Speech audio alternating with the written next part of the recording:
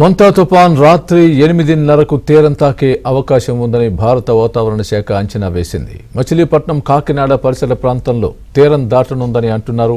ప్రస్తుతానికి మచిలీపట్నానికి 70 కిలోమీటర్లు, కాకినాడకు 150 కిలోమీటర్లు, విశాఖపట్నానికి 250 కిలోమీటర్ల దూరంలో తుఫాను కేంద్రీకృతమై ఉంది.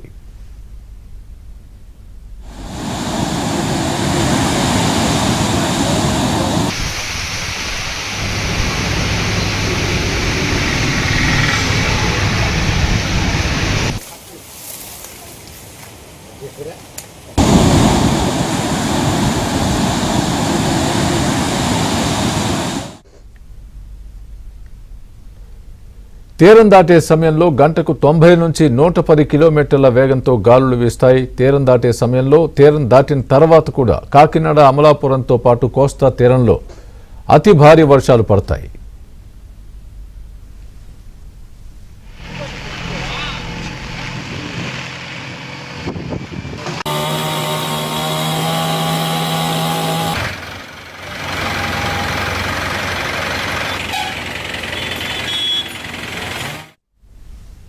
మరోవైపు తుపాను ప్రభావిత జిల్లాల్లో భారీ వర్షాలతో రహదారులపై ఆంక్షలు విధించారు. రాత్రి 7 గంటల తర్వాత జాతీయ రహదారులపై భారీ వాహనాల రాకపోకలపై నిషేధం విధించారు.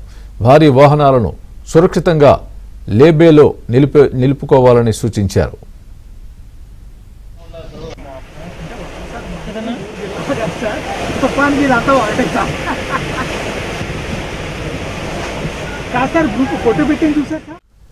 మరోవైపు ఉభయ గోదావరి జిల్లాల్లో పరిస్థితి భయానకంగా ఉంది. తీర ప్రాంతంలో చెవులు చిల్లులు పడేలా ఈదురుగాలులు వీస్తున్నాయి. 2 చోట్ల చెట్లు పడి 2 మహిళలు మృతి చెందారు. ఉప్పాడలో పరిస్థితి భీతావహంగా ఉంది. రోడ్లకు గండిపడింది. సముద్రపు నీరు ఊరిలోకి చొచ్చుకునే ప్రమాదం ఉందని స్థానికులు భయపడుతున్నారు.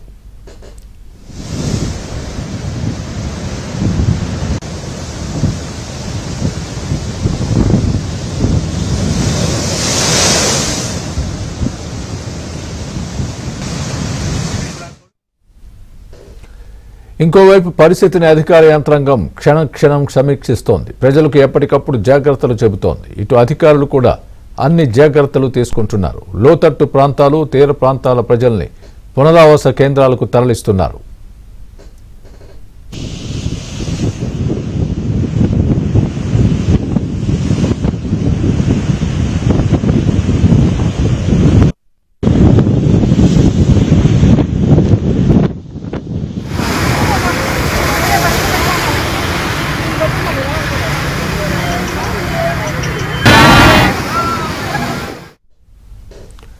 ముఖ్యమంత్రి చంద్రబాబు మొత్తం తుపాను సహాయక చర్యల్ని పర్యవేక్షిస్తున్నారు. అధికారులకు సూచనలు చేస్తున్నారు. ఇటు కూటమి నేతల్ని క్షేత్రస్థాయిలోకి వెళ్లి సహాయక చర్యలు చేపట్టాలని సూచించారు.